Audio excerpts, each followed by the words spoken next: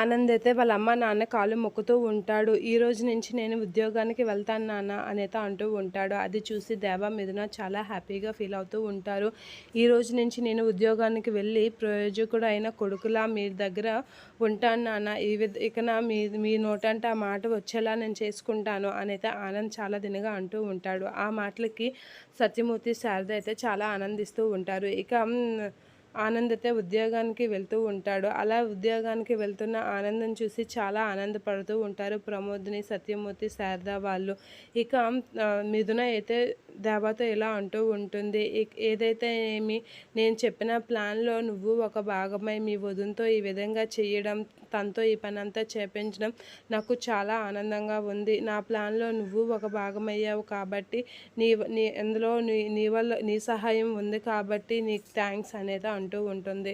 అలా దేవాకి థ్యాంక్స్ చెప్తూ ఉంటుంది మిథున. ఇక ప్రమోదిని అయితే మిథున వల్లే ఇదంతా జరిగిందని చెప్పేసి మిథునకి హక్ చేసుకొని మిథునకి అయితే థ్యాంక్స్ చెప్తూ ఉంటుంది. ఇక ప్రమోదిని చేసిన పనికి మిథున అయితే అలా చూస్తూ ఉండిపోతూ ఉంటుంది. ఇక మీ ప్రమోదిని అయితే చాలా ఆనందంగా ఉంటుంది. సొంత చెల్లిలా నాకు అన్నీ చూస్తున్నావు అనేది అంటూ ఉంటుంది మిథునతో ప్రమోదిని.